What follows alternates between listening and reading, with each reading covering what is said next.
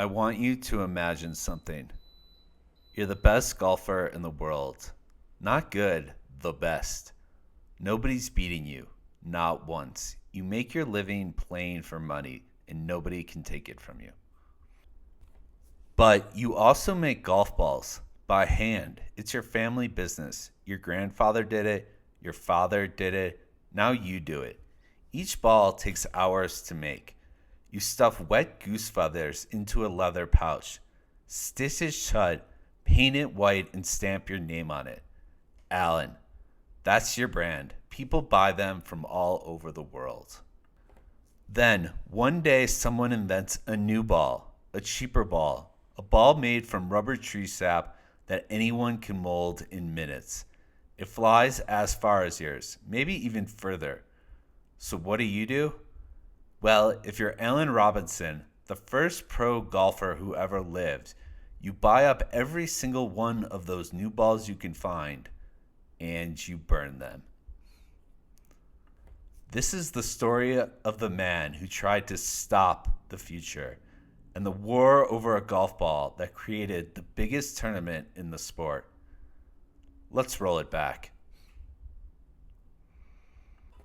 To understand this story, you need to understand a place. This is a story about a town, and that town is St. Andrews, Scotland.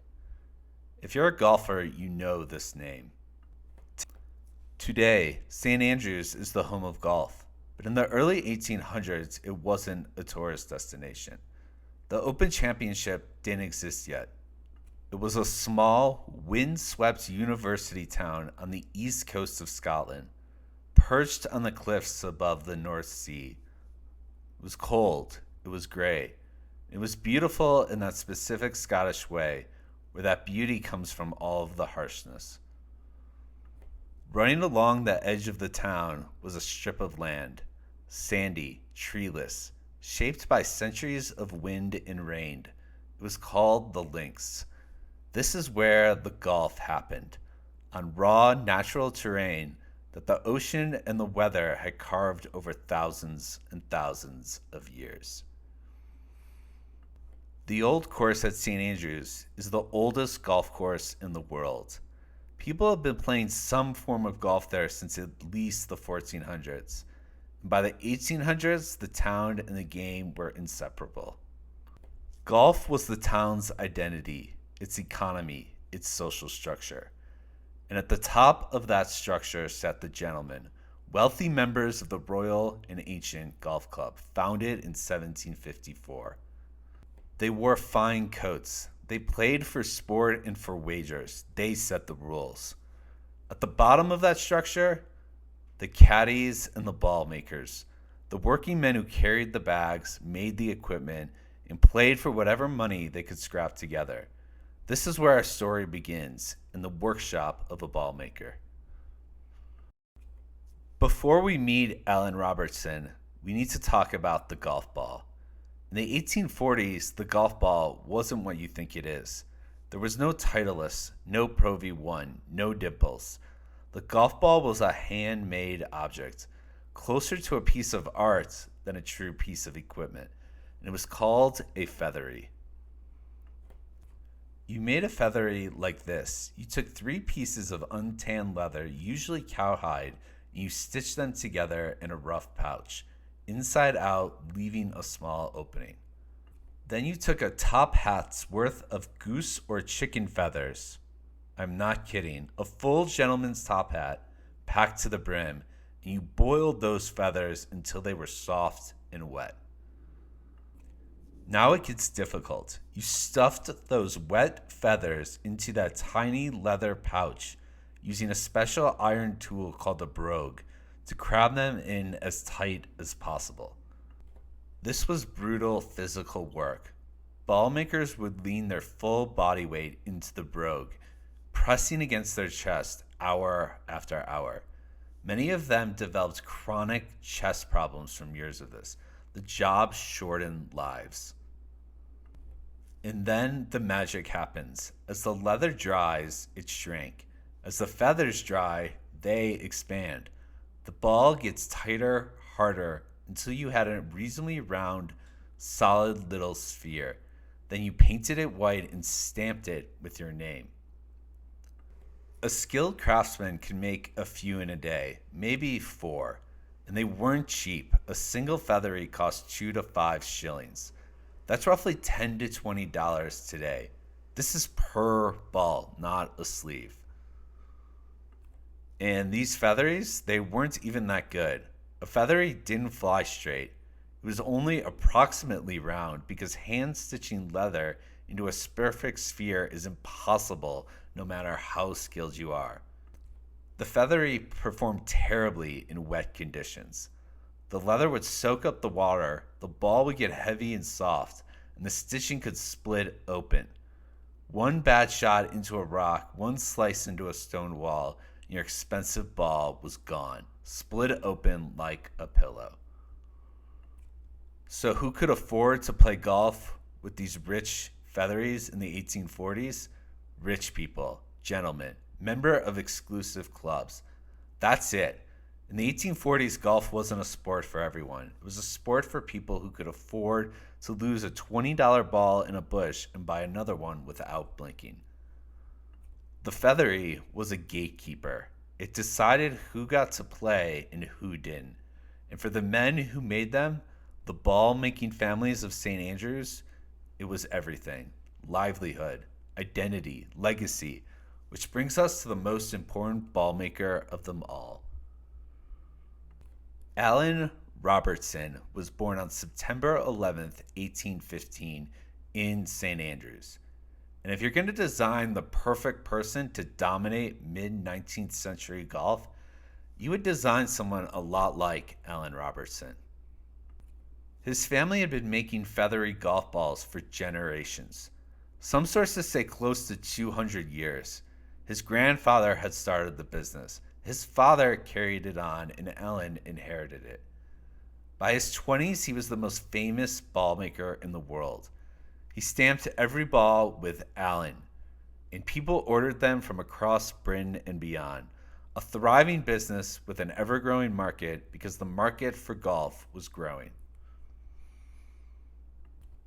Ball making wasn't a job for Allan. It was a dynasty. The Robertson name meant quality. You bought an Allan featherie because you were buying the best, and Robertson protected this brand. Now, what separates Allan from every other ball maker was Robertson wasn't just a craftsman, he was also a golfer. And at the time, he might have been the most dominant athlete of the 19th century in any sport. However, today almost nobody has heard of him. In the mid-1800s, there were no tournaments the way we think of them today. No opens, no majors, no leaderboards, no TV. Golf was played for money, head-to-head challenges, backed by wealthy, noble businessmen who liked to gamble. You put up stakes, sometimes enormous stakes, and the best man won. And the best man who always won was Allan Robertson. Robertson was never beaten in an individual money match. Never. In an era where your livelihood depended on winning, when there was no salary, no sponsorship, no safety net, he just never lost. And it wasn't because he avoided competition. In 1843, Willie Dunn Sr. of Musselburgh was widely considered the top player in Scotland outside of Robertson. Dunn was powerful. He and his twin brother Jamie were famous throughout the Scottish golf world. Robertson challenged him to a grand match, 20 rounds over 10 days, played across multiple courses. Let me repeat that, 20 rounds across 10 days across multiple courses. I would love to see Rory and Scotty do that. This 20-round, 10-day match, Robertson won. After that win, Robertson's reputation was untouchable. He was so dominant that he could choose who he played against. If a challenge came in that he didn't fancy, he could just decline. Custom allowed the acknowledged best player to refuse without shame. So when a young hotshot named Willie Parks Sr., only 20 years old and already beating everyone in Musselburgh, publicly challenged Robertson to a head-to-head match in 1853, Robertson simply didn't take it up. Was he arrogant? Maybe, but it was definitely smart business. Robertson had nothing to gain and everything to lose by playing a hungry young kid with a point to prove. Robertson wasn't just one of the best players. He wasn't just a ball maker. He was also shaping the golf course they played on. Robertson enlarged the greens at the old course. This was to handle increasing traffic as golf's popularity grew. Those massive double greens the old course is famous for, where two holes share the same enormous putting surface, Robertson helped establish those. They're unique in golf, and they started because Robertson understood that more players meant the courses needed to adapt. Robertson also designed golf courses from scratch. His first design work, assisted by a young apprentice, was at Carnoustie in 1842. He laid out 10 new holes on what would become one of the most famous golf courses in the world. That young apprentice, you may know him from our previous episode. It was Old Tom Morris. As you may remember, in 1839, an 18-year-old kid walked into Allan Robertson's workshop and started his apprenticeship. Old Tom Morris. But at this point, he was a teenager, a weaver's son who'd been whacking wine bottle corks through the streets of St. Andrews since he was 10. Robertson recognized Old Tom's talent right away. Old Tom served 4 years as an apprentice and 5 more as a journeyman, learning the ball-making trade. But Robertson recognized something else. Old Tom could keep up with him on a golf course. Robertson would choose Old Tom as his playing partner for these challenge matches. These big money matches were often played in foursomes, aka alternate shot.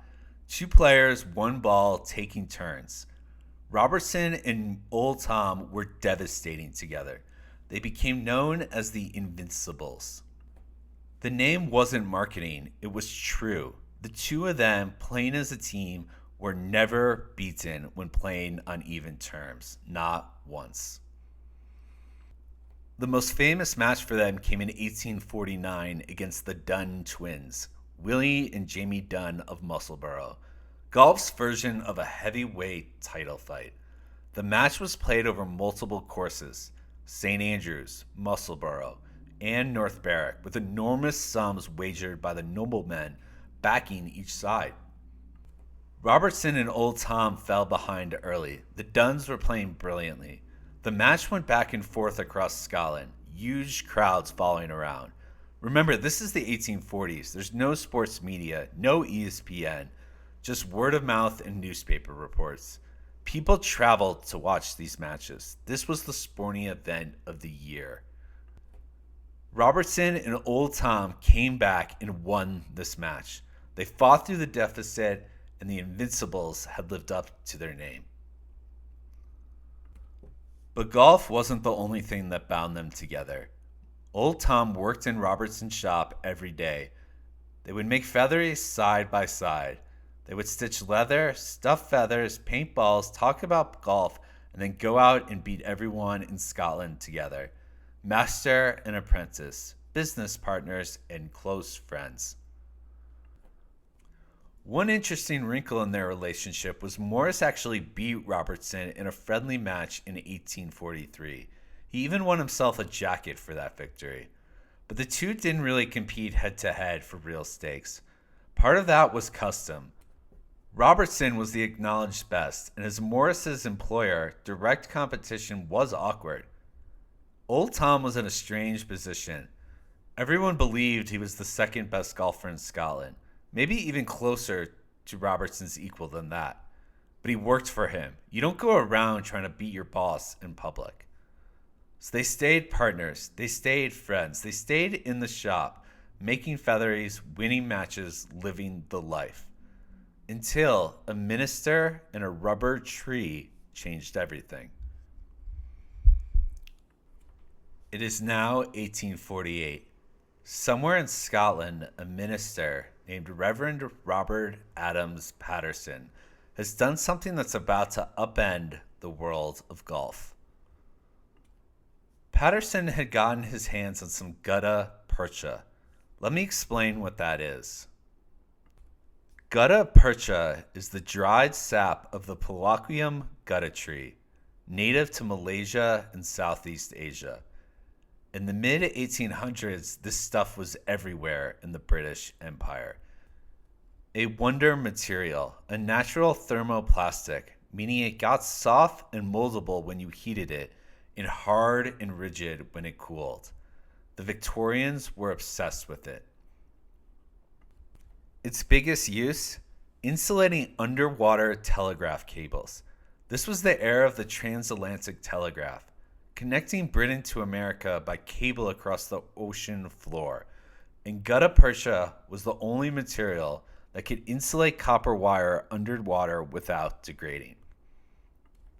It was used for other things, such as knife handles, walking sticks, dental fillings, furniture, and hundreds of others. Harvesting it was brutal. You had to find trees that had grown for 35 years or more, and often the tree died in that process. But the empire's appetite for it was insatiable.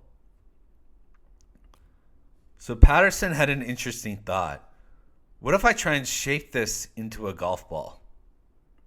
To do this, Patterson heated some gutta percha, rolled it into a sphere with his hands, and let it harden. The Guttie was born. Some accounts say he got the idea from gutta percha packing material in a shipping crate. Others say he had been experimenting for a while. Either way, we now had a solid, dark-colored ball that you can make in minutes. The first gutties weren't perfect. They were smooth, and a smooth golf ball doesn't fly well. It ducks, it dives, it moves through the air in unpredictable ways. Early adopters noticed this. A brand new Guttie off the mold flew worse than a Featherie. But then something interesting would happen. After a Guttie had been played for a few rounds and gotten nicked up, little cuts and scrapes from the ground, from rocks, from normal wear, it actually flew better. It flew straighter. It was more consistent. The nicks disrupted the airflow around the ball in a way that stabilized its flight. Golfers quickly figured this out. Ball makers started doing it on purpose. They would carve patterns into the surface with a knife or a hammer. They began pressing gutties into iron molds with raised patterns. These textured balls became known as brambles because the bumps covering the surface looked like blackberries. This discovery that a textured ball flies better than a smooth one is the direct ancestor of the modern-day dimple. Every modern golf ball, with its precise pattern of hundreds of dimples, traces back to a scratched-up Guttie in 1848. The technology innovations were cool, but they were secondary to the thing that mattered most. As you recall, a Featherie cost 2 to 5 shillings. Almost $20 in today's dollars, and took hours of grueling physical labor to make. A Guttie, you could mold one in minutes. It cost a fraction of the price. And if it got damaged, you didn't throw it away. You heated it back up and reshaped it, good as new. The Guttie was cheaper. It was more durable. It performed at least as well. It worked better in the rain. And it meant that for the first time in golf's 400-year history, people who weren't wealthy could afford to play the game. The Guttie changed what golf balls were made of, and it also changed who golf was for. So, of course, Allan Robertson wanted to destroy it. Let's put ourselves in Robertson's shoes for a second to understand this. You're the best golfer alive. That's nice, but it doesn't pay all the bills. The ball-making business pays the bills. It's your family business, the one your grandfather built 200 years ago. The foundation of that business is the Featherie. Your hands make them. Your name is stamped on them. Your reputation, your livelihood, your family's legacy for generations. all built on the fact that a golf ball is an expensive, handcrafted artisanal product. Robertson saw the Guttie as an existential threat, not to his income alone, but also to his identity. If anyone can make a cheap rubber ball, why would anyone pay premium prices for hand-stitched featheries? They wouldn't. The math was obvious and he knew it. So Allan Robertson did something remarkable. He started buying up every gutta percha ball he could find in St. Andrews. He burned them. He threw them right into the fire. We don't know how many he burned. History doesn't give us an exact number. But the story has been told and retold for close to 200 years, and it's become one of golf's most iconic images. The greatest golfer in the world, standing in his workshop, setting fire to the future because the future was going to put him out of business. This obviously wasn't very rational. Robertson was one of the smartest men in Scottish golf. He knew you can't uninvent something. You can't buy up every Guttie in the world and burn them all. More would come. The technology now exists. But this is what fear does. This is what it looks like when someone watches their craft, their heritage, their identity get disrupted by something they can't control. Robertson wasn't fighting a golf ball. Robertson was fighting outdatedness, and that's a fight nobody wins. Golf's version of the Luddites smashing the textile machine, the scribes who fought the printing press, Kodak sitting on the digital camera patent, the taxi industry watching Uber roll in. Same story, different century. You can't stop new technology. The person who forced Robertson to face the truth was his own apprentice. We have old Tom's own words on what happened. Years later, he would tell the story himself. I will quote old Tom. One day I had been playing golf with a Mr. Campbell of Siddell, and I had the misfortune to lose all my supply of balls. Mr. Campbell kindly gave me a gutta to try. I took to it at once, and as we were playing in, it so happened that we met Allan coming out. Someone told him I was playing a very good game with one of these new gutta balls. I could see fine from the expression on his face that he did not like it at all. When we met afterwards in the shop, we had some high words about the matter, and then and there we parted company. I was leaving his employment. Let me repeat that. I could see fine from the expression on his face that he did not like it at all. Old Tom didn't seek this out. He just happened to run out of featheries on the course, and a playing partner gave him a Guttie. He played well with it. Robertson happened to walk by and hear about it. That's all it took. After more than a decade of partnership, making balls, playing matches, winning together, building courses together, Robertson and Old Tom had some high words. And at the end of that, Old Tom walked out of the shop for the last time. The Invincibles were finished. Old Tom didn't stay in St. Andrews. By 1851, he moved to Prestwick on the west coast of Scotland, hired to design, build, and maintain a new golf course for the Prestwick Golf Club. He served as their pro, ran his equipment shop, selling gutties, of course, and giving lessons to members. A clean break. New town, new coast, new chapter. Old Tom thrived. He was free from Robertson's shadow for the first time in his adult life, and he threw himself into his work. The course he built at Prestwick would become one of the most important in golf history, though at the time he didn't know that. As for Robertson, the beautiful, painful, inevitable irony.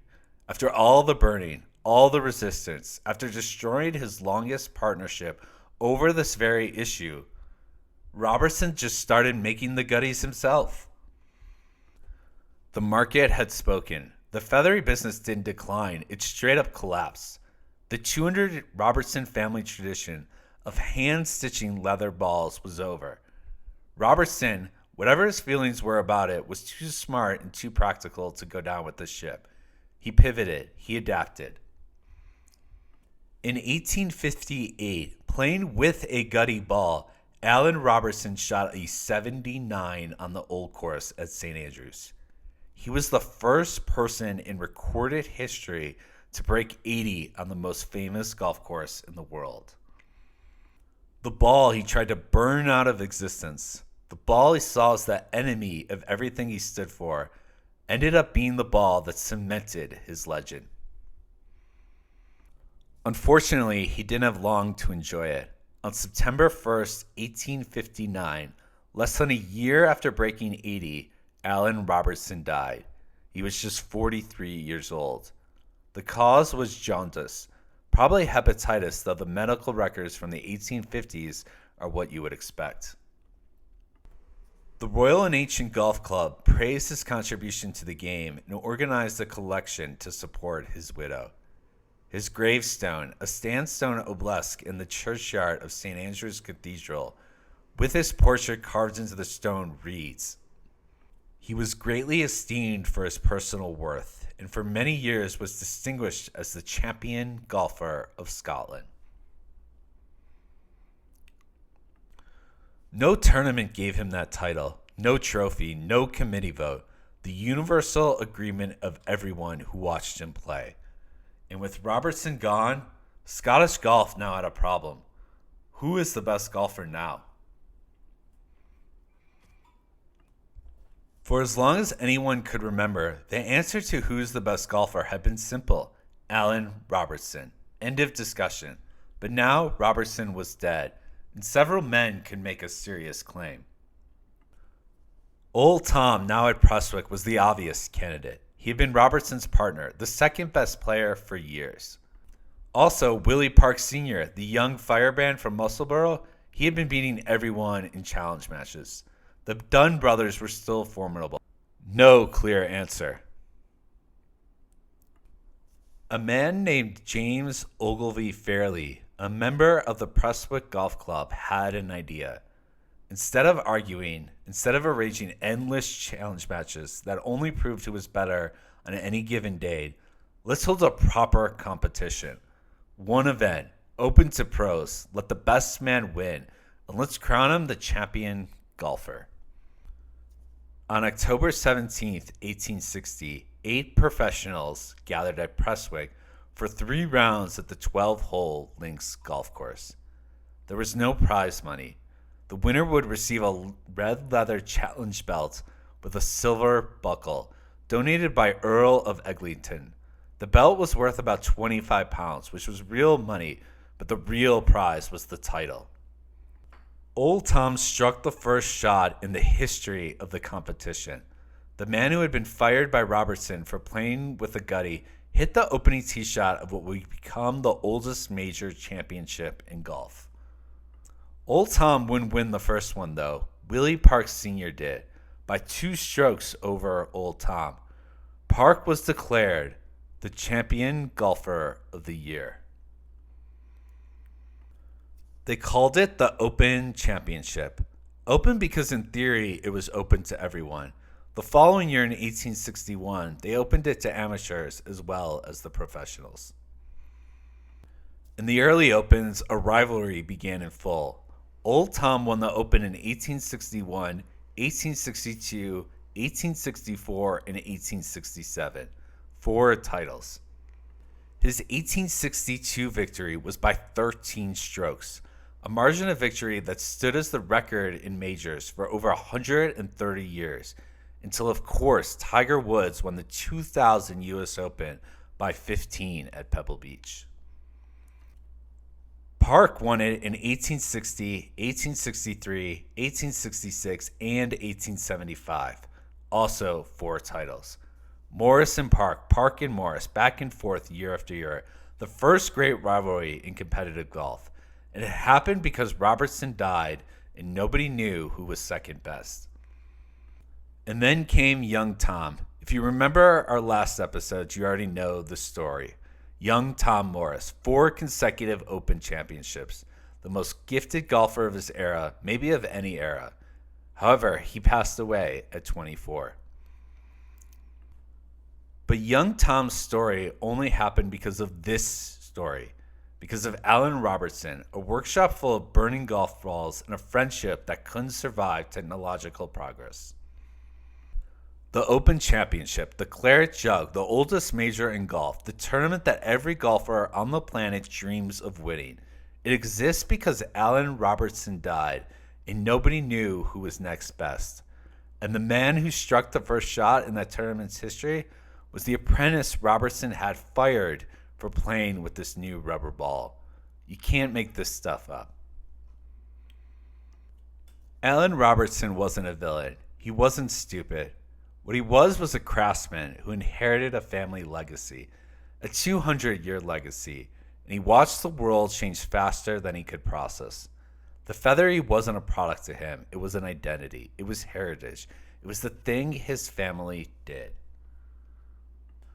The Guttie wasn't a golf ball to him. It was the future. Cheaper, better, and it opened the game to people who had never been able to afford it. Before the Guttie, golf was a gentleman's pastime. After the Guttie, golf started becoming to look more like golf, the game millions of people play around the world today. Robertson briefly tried to stop that, but when he couldn't, he adapted, and he shot the first 79 on the old course with that ball he had tried to destroy. The story doesn't end with the Guttie, of course. The golf ball keeps changing, and every time it's changed, somebody has tried to stop it. In 1898, about 50 years after the Guttie Revolution, a guy named Corbin Haskell was waiting for a friend at the B.F. Goodrich rubber factory in Akron, Ohio. He picked up some rubber thread lying around the plant, wound it into a ball, and bounced it. It bounced into the ceiling. His friend, Bertram Work, the plant superintendent, suggested putting a cover on it. The wound rubber ball was born. The Haskell ball flew farther than the Guttie, felt better off the club, and within a few years, the Guttie was finished. The ball that had killed the Featherie became obsolete. Then came Dimples, the discovery that precise indentations on the ball's surface could control trajectory, spin, and distance far better than the old Bramble pattern. Then Bellotta covers, then Surlyn, then urethane, then multi-layer construction, 2-piece balls, 3-piece balls, 4-piece, and now 5-piece. Today, engineers design a Titleist Pro V1 using computer simulations, manufacture it to tolerances measured in thousandths of an inch, and test it in wind tunnels. It has 388 dimples arranged in a precise aerodynamic pattern. It costs about $4 or $5. Allan Robertson's Featherie, hand-stitched, hand-stuffed, painted white stamped Allan, costs more, and it took a whole day to make one, and it fell apart in the rain. Every innovation along that journey, from Featherie to Guttie to Haskell to Dimples to Pro V1, faced resistance. A craftsman whose livelihood was threatened. A manufacturer whose product was about to be replaced. A governing body worried the game was changing too quickly. Every one of those innovations started with a version of the same question Allan Robertson asked himself in 1848. What happens to me if this catches on? The answer, every time, is the same. The game moves forward. The people who adapt survive. The old way of doing things becomes a story someone tells 170 years later. Allan Robertson is buried in the churchyard of St. Andrew's Cathedral. If you visit St. Andrew's, his grave is west of the central bell tower, a sandstone obelisk with his face carved into the stone. Not far away, against the eastern wall of that same churchyard, there's another grave, Old Tom Morris. And towering above that one, the monument to young Tom, the one you may remember from our previous episode. Forever 24, captured in bronze. Master, apprentice, and the apprentice's son, all within 100 yards of each other, all in the shadow of the cathedral, all in the town where golf began. Robertson was the first pro golfer, the man who shaped the old course, the greatest player of his generation, the ball maker whose dynasty lasted 2 centuries, and the man who burned golf balls because the future scared him Then he mastered that feature anyways.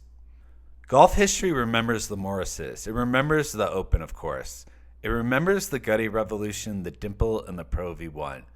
But it doesn't always remember the man at the center of it all, the man whose life and death connected every one of those stories. Now you know his name, Allan Robertson.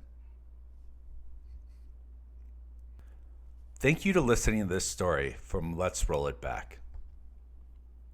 If you enjoyed this one, please hit subscribe, follow, and like this video. It helps the channel more than you think, and it means we get to keep on making these.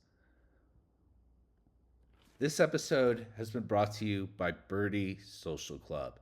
If you're the kind of golfer who remembers every birdie you've ever made, or you're still chasing your first one, check out Birdie Social Club. It's free, no ads, and it lets you track your aces, eagles, and birdies. It lets you see your hole-by-hole stats of your favorite courses and compare your game with other golfers in the community. You can break down your performance by course, find out which holes you own and which ones own you, and track how your game changes over time. Check it out at birdiesocial.club, link in the description, and also can download it from the App Store. Thank you very much.